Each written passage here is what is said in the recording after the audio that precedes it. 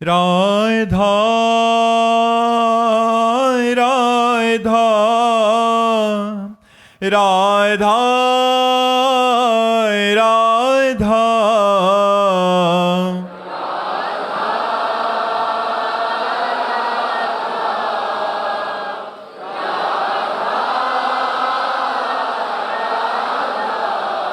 हाय राधा राधा राधा राधा राधा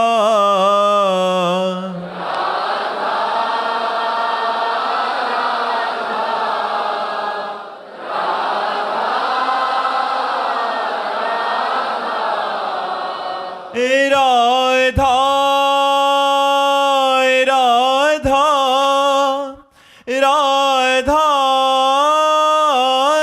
राधा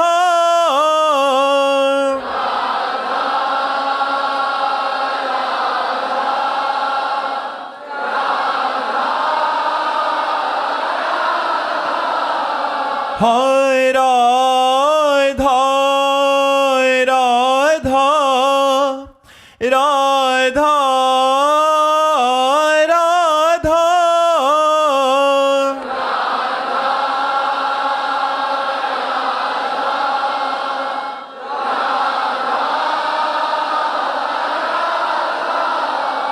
हाय राधा राधा राधा राधा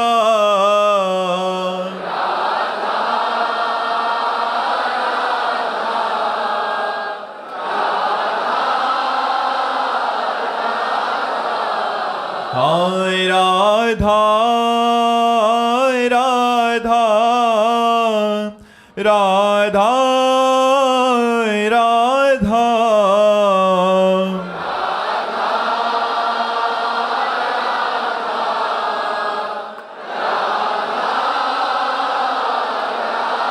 श्री राधा वल्लभ लाल की, समस्त संत हरि भक्तन की, श्री वृंदावन धाम की, सद्गुरुदेव भगवान की।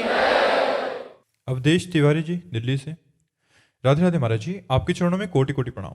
महाराज जी, गोस्वामी तुलसीदास जी महाराज जी ने रामचरित मानस के उत्तरकांड के अंत में अपने संबंध में कहा है कि जाकी कृपा लवलेशते मति मंद तुलसीदास हूँ, पायो परम विश्राम राम समान नहीं और कहूँ। महाराज जी, ये परम विश्राम स्थिति क्या है? क्या आपने अपने व्यक्तिगत जीवन में इसका अनुभव किया है महाराज जी? अब ये तो गुरु जी जाने और भगवान जाने। ये तो टीचर जानता है कि विद्यार्थी कैसा है। विद्यार्थी अगर जानता है कि मैं श्रेष्ठ हूं तो अहंकारी है। अगर विद्यार्थी कह दे कि मैं समस्त विद्यार्थियों में श्रेष्ठ लक्ष्य को प्राप्त कर लिया तो अहंकारी है। वास्तविक परिचय तो टीचर जानता है कि विद्यार्थी कैसा है, इसलिए गुरु और भगवान जानते हैं। परम विश्राम का स्वरूप है जैसे दीवाल घड़ी से सेल हटा लिया जाए तो परम विश्राम को प्राप्त हो जाती है। सेकेंड की सुई सेकेंड में, मिनट की मिनट में कोई चलायमान नहीं होगी। ऐसे मन भगवदाकार, बुद्धि भगवदाकार, चित्त भगवदाकार, अहम दासत्व से युक्त निरंतर परमानंद की बाढ़।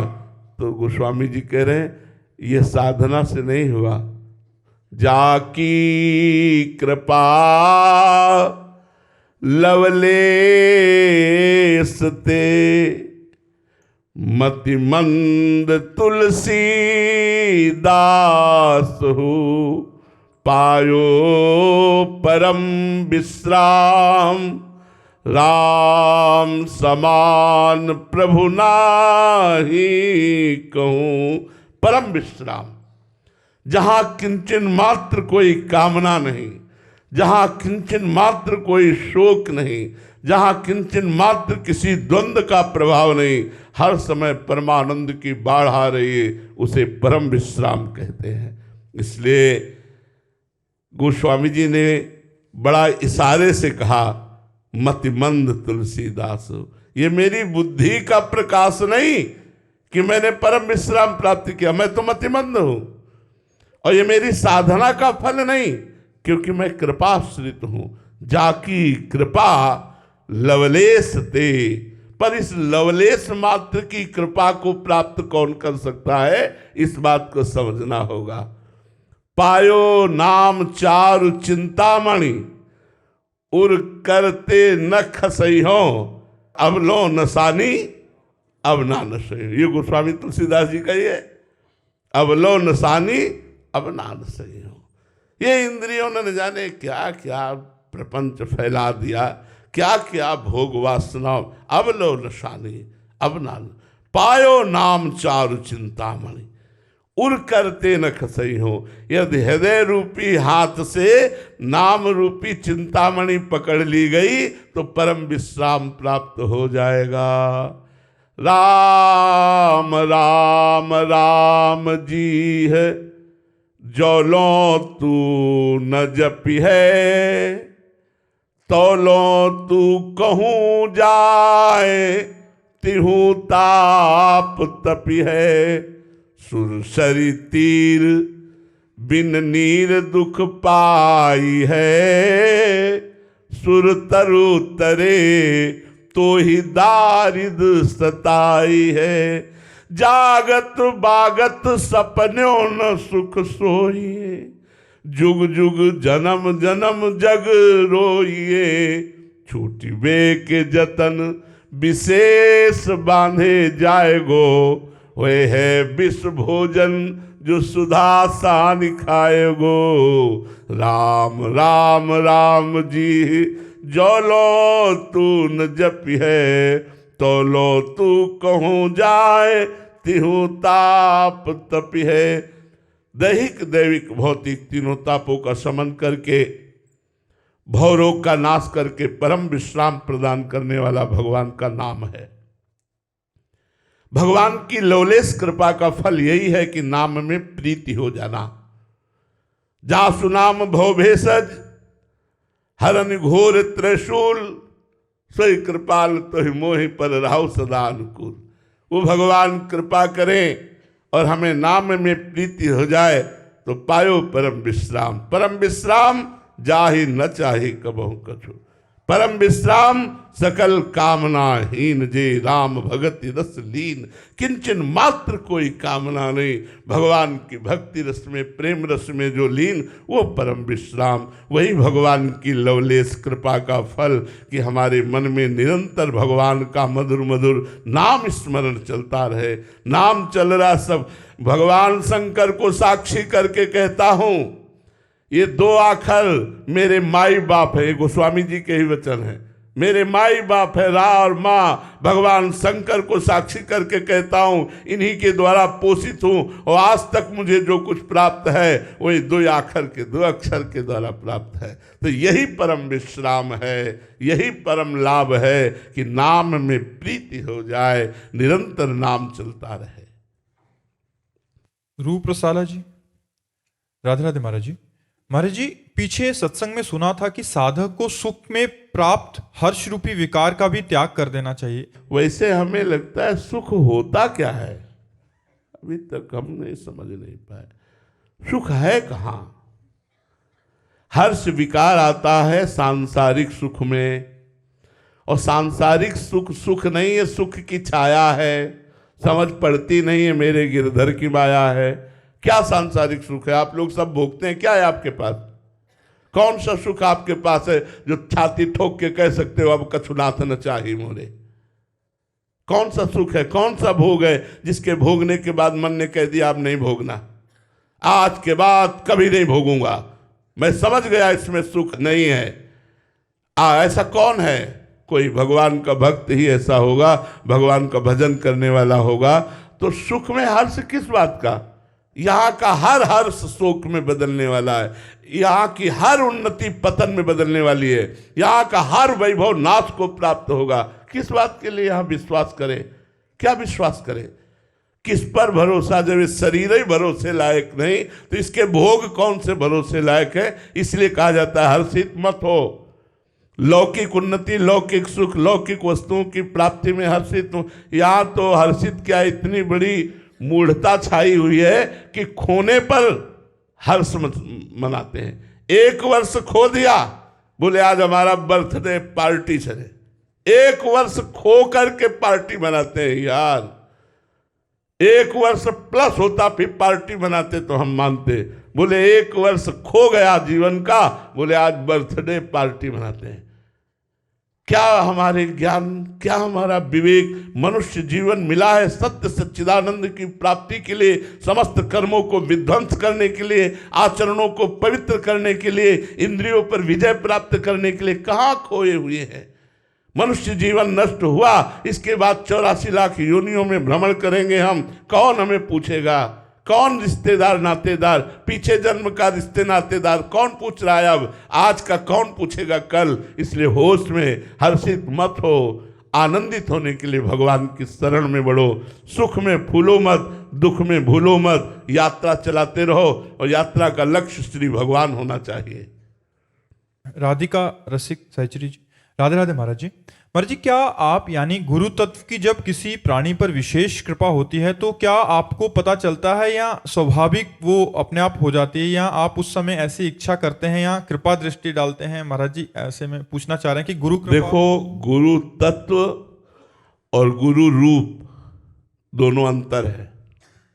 गुरु रूप सीमित है जो एक देशीय है, और गुरु स्वरूप असीम है जो सर्वदेशी है। अखंड मंडलाकारम व्याप्तमेन चराचरम तत्पदम दर्शतमेन तस्मै श्री गुरुवे नमः। साधक पर कृपा गुरु रूप की सेवा करने पर गुरु स्वरूप से होती है।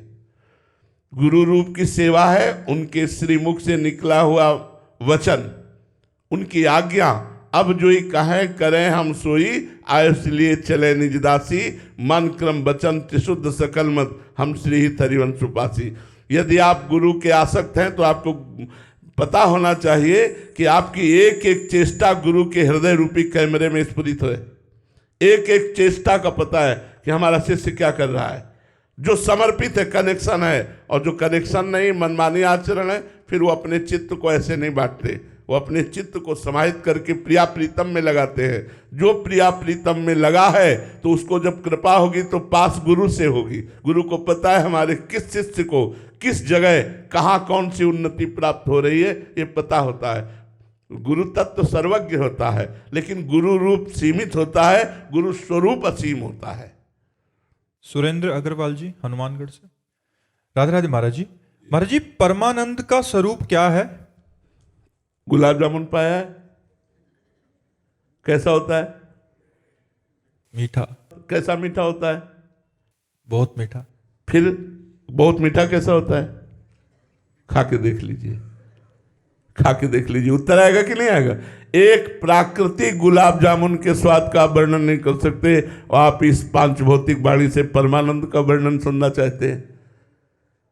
अनिर्वचनीयम राम अतर्क बुद्धि मनवानी, जहां बुद्धि का भी प्रवेश नहीं, मन का भी प्रवेश नहीं, वाणी की तो बात जाने दो, वह है परमानंद।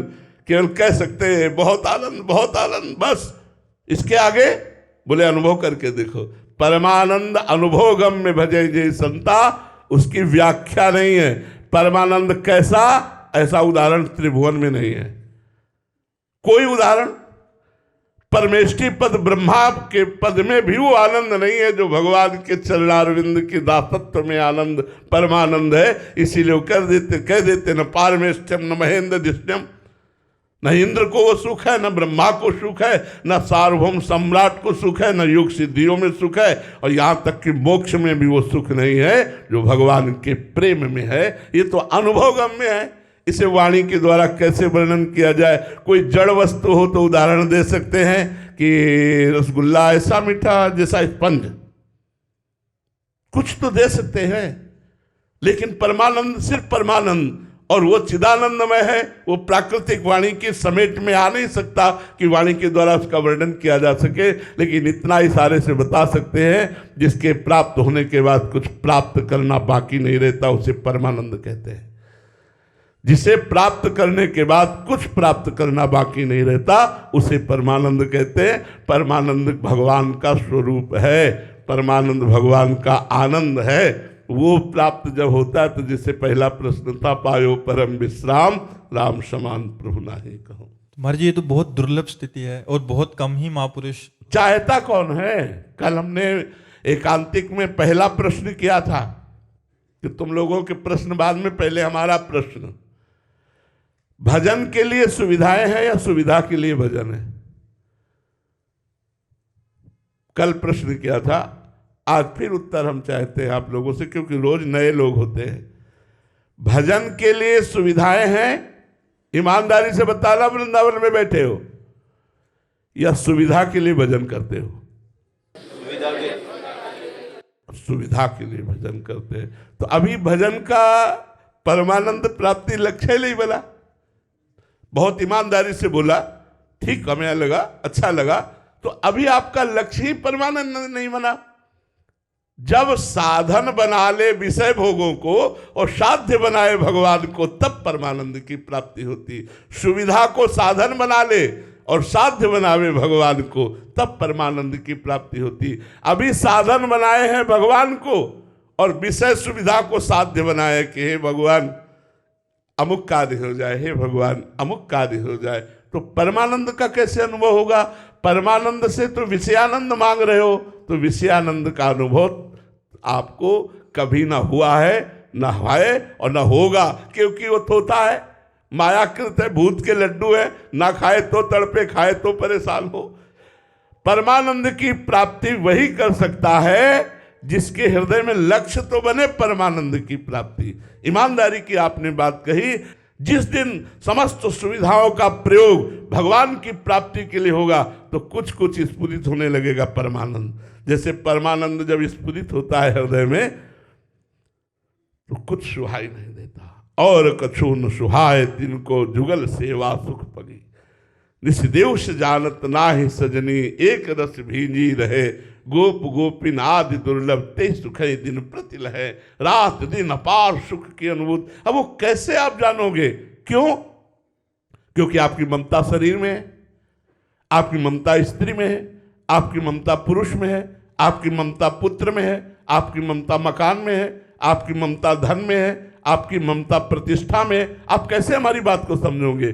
जब सबकी ममता ताग बटोरी और मम पद मनहि बांध बर डोरी, तब परमानंद लक्ष्य बना। और जब लक्ष्य बनेगा तब परमानंद की प्राप्ति के लिए मार्ग चलोगे, और जब मार्ग चलोगे तब पता चलेगा परमानंद किसे कहते हैं। महाराज जी, इस खेल में इतने सारे मनोरंजन रख दिए गए हैं कि वहीं भटक जाता है मन। हाँ, इसीलिए रख दिया गया है कि सब परमानंद में चले जाएंगे तो फिर यहाँ विषयानंद में कौन रहेगा? विषयानंद का इतना बड़ा आकर्षण है, हम आपसे सच्ची कहते हैं। एक तरफ भगवान खड़े हो और मुस्कुरा कह रहे हो आ जाओ, और एक तरफ लक्ष्मी जी खड़ी हो मुस्कुरा कहें आ जाओ, तो भगवान की तरफ पीठ ही होगी। एक दिन मनोरंजन में, विनोद में, कभी कभी भगवान भी विनोद करते हैं। भगवान ने कहा सर्वलोक महेश्वर सर्वप्रिय मैं हूं, तो लक्ष्मी जी ने कहा प्रभु अगर आप बुरा ना माने तो मैं कहूं। तो भगवान ने कहा बुरा क्यों माने? बोले सर्वलोक महेश्वर आप हो लेकिन सर्वप्रिय मैं हूं। तो भगवान ने कहा प्रमाण दीजिए। तो लक्ष्मी जी ने कहा प्रमाण लीजिए, आप जिसको महान भक्त समझते हो उसके घर पहुंचिए, थोड़ी देर बाद मैं पहुंचती हूं, अगर आपका वो अपमान न कर दे तो फिर मान लेना कि आपकी जय, नहीं तो मेरी जय। विनोद। भगवान ने एक सन्यासी रूप धारण किया और एक बड़े सदगृहस्थ बहुत भावुक भक्त देखते ही चरणों में लौट गए। संत भगवंत पधारे, चरणामृत उतारा, आरती करी, आसन पे बैठाला। इतने में नारायण नारायण नारायण कहती हुई एक बुढ़िया एक झोली टांगे, बच्चा आज रहने को मिलेगा? उनका हाँ माता जी, हमारे यहाँ तो संत और भक्तों का आदर होता है, यही देखकर आई हूँ कि तुम्हारे यहाँ स्वामी जी आए ना, तो देखा कि संतों का स्वागत होता है, तो नारायण नारायण नारायण, हम नारायण हमारे स्वामी हैं और उनकी मैं सेवक हूँ, इसीलिए आई हूँ। हाँ माता जी आप यहाँ रुक जाइए। अच्छा भिक्षा की तैयारी हो रही, माता जी स्वामी जी की भी भिक्षा होगी आप, तो स्वामी जी ने अपना नारियल का खप्पर निकाला, क्योंकि सन्यासी के अनुसार धर्म व्यतीत करना।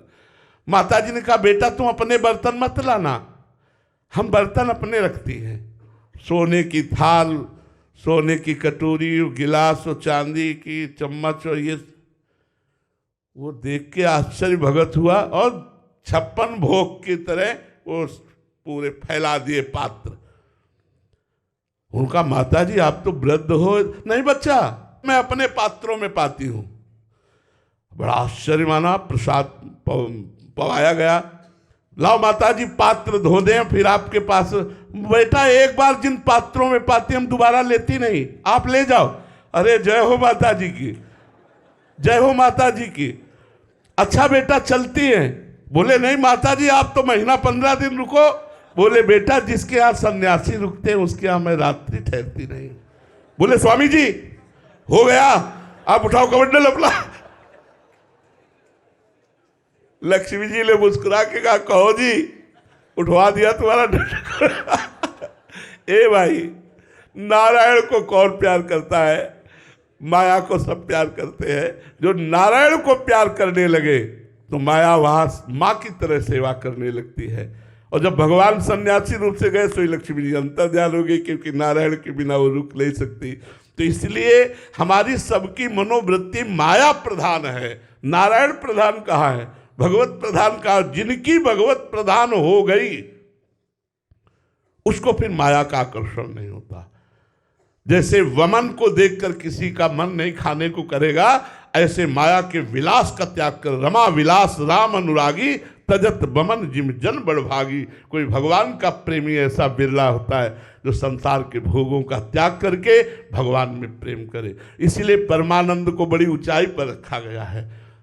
मनोरंजन की ऐसी ऐसी वाटिका है कि भगवान को भूल जाए, मनोरंजन में लग जाए, सब लगे ही मनोरंजन में है। महाराज जी, तो जैसे पहले बताया कि अपनी मनोकामनाओं की पूर्ति के लिए प्रभु से जुड़ते हैं, उनमें से भी किन्हीं को पता लगता है संत महापुरुषों की कृपा से कि इस मार्ग का लक्ष्य क्या है।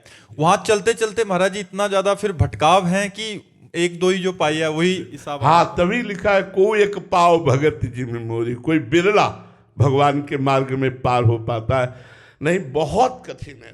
मन का संसार से बिलग करके भगवान के भजन में निरंतर लगाना, ये हम लोग जान रहे हैं, इसलिए बहुत कठिन है। इसलिए आपसे कहते हैं आप ज़्यादा चिंता मत कीजिए, आप राधा राधा रटिए, अपने कर्तव्य का पालन कीजिए, धर्मयुक्त विषयों को भोगिए, आपको भगवत प्राप्ति हो जाएगी। हमारी बात पर विश्वास मानो।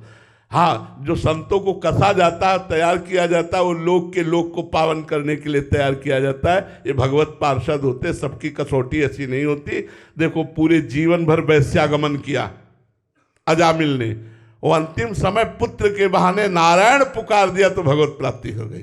तो तुम जान करके नारायण नारायण जपोगे, राधा राधा जपोगे, तुम्हें भगवत प्राप्ति नहीं हो जाएगी। आप निश्चिंत रहिए, डरिए मत। भगवान बड़े कृपालु हैं, करुणा सिंधु हैं, वो नाम के नाते हमारा उद्धार कर देंगे। हर्षिता राठी जी, राधे राधे महाराज जी। महाराज जी, क्या ऐसा भी संभव है कि साधक नाम जप करता रहे फिर भी प्रारब्ध इतना प्रबल हो कि उसे नाम जप का प्रभाव अनुभव ना हो ऐसे समय में? हाँ, ऐसा है। प्रारब्ध प्रबल होने पर, बुरा प्रारब्ध होने पर बहुत समय तक नाम जप के आनंद का अनुभव नहीं होता। जब पूर्व पाप भस्म हो जाते तब आनंद का अनुभव होता है। ऐसा होता है। इसीलिए कल हमने चर्चा में कहा था कि एक गुरुजी ने अपने शिष्य को नियम दिया कि हम तुम्हें दीक्षा तभी देंगे जब पहली बात इस मार्ग को छोड़ोगे नहीं, और दूसरी बात कुछ ना अनुभव हो तो भी इस मार्ग को नहीं छोड़ोगे। ये दो बातें उन्होंने दी थी कि ये इसीलिए कि पता नहीं कितने जन्मों का बुरा प्रारब्ध है, हम भजन करें कुछ अनुभव ना हो, हमें लगने लगे कि यार 10 साल हो गए भजन करते कोई अनुभव नहीं, वही काम क्रोध लोभ मोह की लीला, इसका मतलब इस मार्ग में कोई फल नहीं मिलता। ऐसा कभी मत सोचना, निश्चित भगवत प्राप्ति होगी। अगर जीवन रहते हुए आप काम क्रोध नहीं मिटा सके तो अंतिम समय भगवान आपके हृदय को निर्मल करके भगवत प्राप्ति करा देंगे। जब बुरा आचरण व्यर्थ नहीं जाता तो भला आचरण व्यर्थ कैसे चला जाएगा? जब पाप कर्म बिना फल दिए नहीं रहता तो भजन बिना फल दिए कैसे रहेगा? इसलिए भजन करते रहो। मानते हैं आपकी बात कि किसी किसी का ऐसा बुरा प्रारब्ध होता है कि 10वें वर्ष भजन करने पर भी अनुभव नहीं होता भजन के आनंद का। मानसी शर्मा जी, राधे राधे महाराज जी। महाराज जी, मेरे मन में जो भी इच्छा आती है मैं उसे पूरा कर लेती हूँ। मुझे लगता है कि ऐसा करने से मुझे खुशी मिलेगी, लेकिन फिर भी मेरे मन में कभी अशांति सी बनी रहती है। हर समय एक अनजाना सा तनाव, बेचैनी। महाराज जी, ऐसे में मन को शांत करने का क्या उपाय है? क्या नाम प्रयास जप, करूं? नाम जप करो, नाम जप करो। तब लगी कुशल न जीव कहूं, सपने हूं मन विश्राम, सपने हूं मन विश्राम। जब लग भजत न राम कहूं, शोक धाम तज काम। जो चाहत है नित्य सुख, अरु मन को विश्राम। हित ध्रुव हित सो भजत रहो, पल पल श्यामा श्याम, पल पल श्यामा श्याम। नाम जप करो, इसी से हृदय शीतल होगा। जो कुछ चाहती हो वो सब भोग है, भोगों के भोगने से या भोगों की प्राप्ति से हृदय की जलन शांत होने वाली नहीं। ये जलन तभी शांत होगी जब हम भगवान का नाम जप करेंगे, भगवान का स्मरण करेंगे। भगवान के स्मरण मात्र से शांति प्राप्त होती है। त्यागात् शांतिरंतरम, भोगों के भोगने से शांति नहीं, भोगों के भोग वृत्ति का त्याग करने से शांति प्राप्त होती है। इसलिए खूब नाम जप करो। संजीव जी, देहरादून से, राधे राधे महाराज जी। महाराज जी, आपके चरणों में सादर प्रणाम। महाराज जी, ये स्वरूप क्या है और स्वरूप में स्थित होने का क्या प्रक्रिया है महाराज जी? जो एक है, जो नित्य है, जो चिदानंद है, जो निर्विकार है, जो ब्रह्म स्वरूप है, वो हमारा स्वरूप है। मैं, मन बुद्धि चित्त अहंकार, अंतःकरण के अहम के मैं में शुद्ध स्वरूप मैं का मिल जाना, यही बंधन युक्त हो गया। साधना के द्वारा अंतःकरण मलिन जो मैं है, मलिनता, मैं स्त्री, मैं पुरुष, मैं विद्वान, मैं धनवान, मैं कुलवान, मैं के आगे जो भी प्रकृति जन्य लगता है वो मलिन होता है। उस मैं को, मलिनता को दूर करके साधना के द्वारा जब स्थूल से मैं हटा, सूक्ष्म से मैं हटा, कारण से मैं हटा, तो जो शुद्ध मैं है वो ब्रह्म स्वरूप है। ब्रह्मविद ब्रह्मैव भवति, जो ब्रह्म को जान लेता है वो ब्रह्म स्वरूप ही अपने को पाता है, क्योंकि हमारा स्वरूप ब्रह्म में है।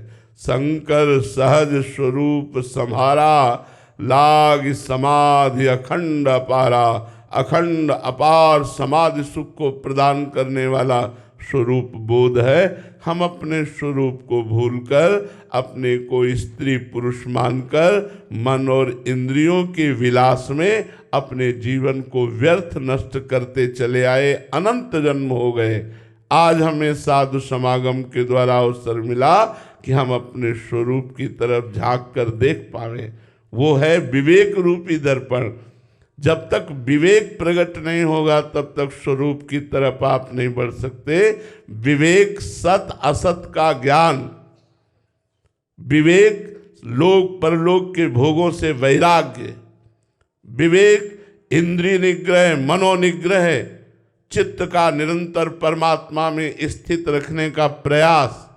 इसके द्वारा जब अंतःकरण पवित्र होता है तो जैसे निर्मल जल में, शांत जल में नीचे क्या पड़ा है हम देख सकते हैं, ऐसे ही निर्मल अंतःकरण में, शांत अंतःकरण में, स्थिर अंतःकरण में उस आत्मा का प्रकाश पड़ रहा है। जो मैं हूं उसी प्रकाश का अनुभव हो जाता है। साधना अंतःकरण को शम करने की है। साधना अंतःकरण को भगवत स्वरूप बनाने की है। जब तक साधना में नहीं लगोगे तब तक मैं का परिचय नहीं मिलेगा। देखो, कोई 40 वर्ष, कोई 50 वर्ष की आयु वाला है, 3.5 हाथ के शरीर में रह रहा है, लेकिन अपने को नहीं जाना। बड़ा जानकार बनता है, दुनिया की जानकारी इकट्ठा किए है, लेकिन वो अपने को नहीं जान पाया, अपने आप से नहीं मिल पाया, तो क्या जानकारी, क्या जानना हुआ। इसलिए प्यारे, गुरु की शरण में जाकर के शास्त्रों के स्वाध्याय के द्वारा प्राप्त विवेक के द्वारा हम अपने स्वरूप को जानने की चेष्टा करें।